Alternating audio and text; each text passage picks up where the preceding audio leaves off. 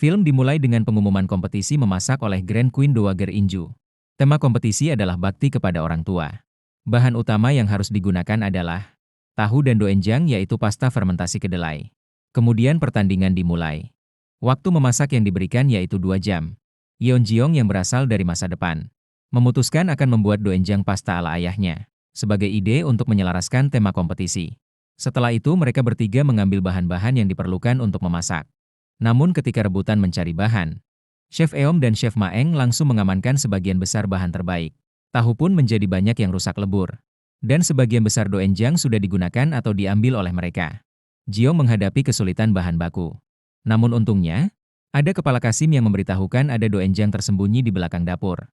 Di sana kepala Kasim memberitahu bahwa Ratu Dowager sangat menyukai sup doenjang buatan ibunya, yang rasanya tidak bisa ditiru oleh siapapun. Kemudian Eom dan Maeng mulai memasak bahan-bahan yang mereka miliki, dengan keahlian masing-masing.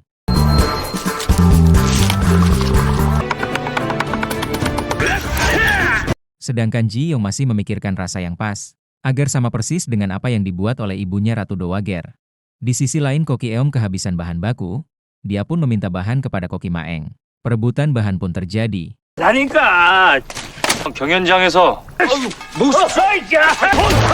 Setelah itu Jeong mendapatkan bahan yang menciptakan rasa gurih dan segar.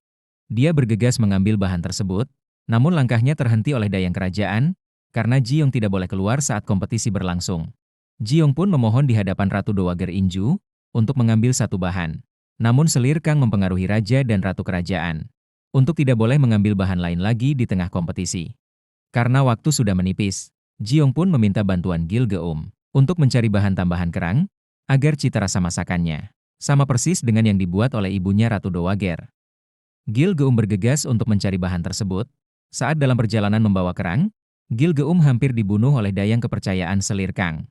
Selir Kang sangat menginginkan Jeong kalah dalam kompetisi tersebut. Untung saja ada Gonggil yang membantu Gilgeum. Setelah itu kerang pun diserahkan kepada Jeong.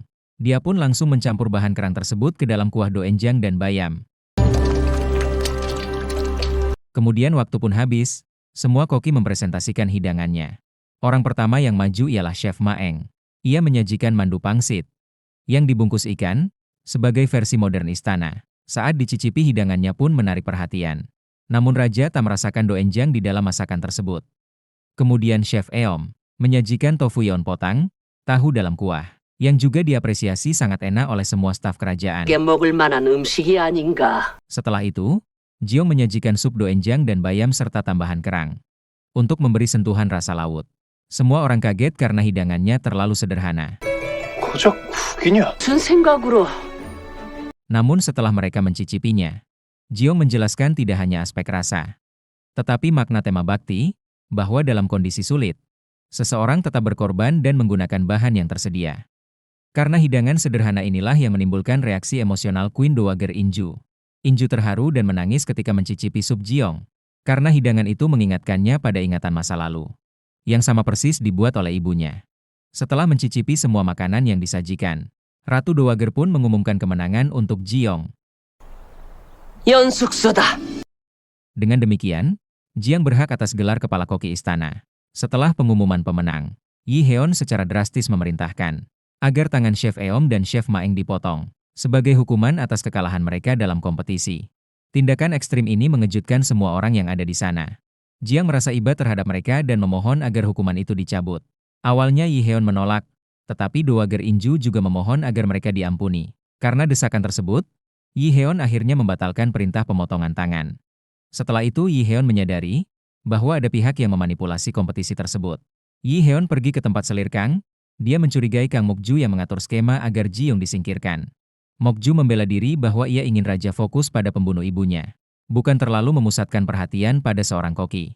Tiba-tiba, Yi Heon mengalami pusing, penglihatan kabur, dan kondisi fisik yang terganggu.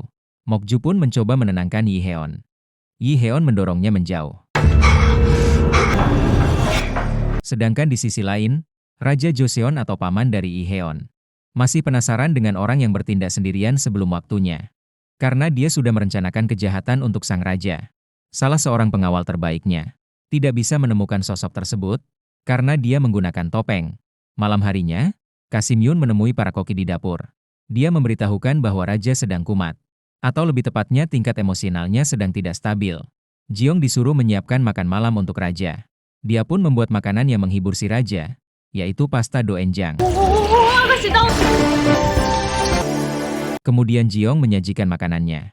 Dengan suasana kamar raja yang menegangkan. Namun hanya Jiong yang disuruh raja untuk menemaninya. Saat raja mencicipi makanannya, moodnya menjadi membaik. Saat sedang berduaan, dialog intens terjadi antara keduanya. Jiong kembali menceritakan bahwa dia berasal dari masa depan. Dia juga memberi pesan kepada raja untuk menjadi raja yang baik dan mewaspadai orang terdekatnya.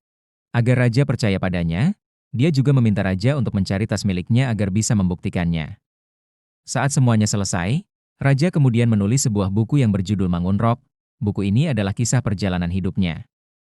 Tak berselang lama, datang seorang prajurit yang memberitahukan bahwa seorang penulis bernama Yi Jang Hyun menghilang. Buku catatannya dicuri. Buku catatan itu ialah bukti tentang masa lalu ibu dari Yeon yang kematiannya masih misterius. Yeon begitu frustasi tentang kabar tersebut dan mulai meminum minuman keras. Setelah itu, Kasim Yun meminta Jiong untuk menemui raja yang sedang mabuk berat. Ia menemukan Yeon dalam keadaan terjatuh, dan Jiong menolongnya. Raja menariknya mendekat ke bantal dan secara tiba-tiba,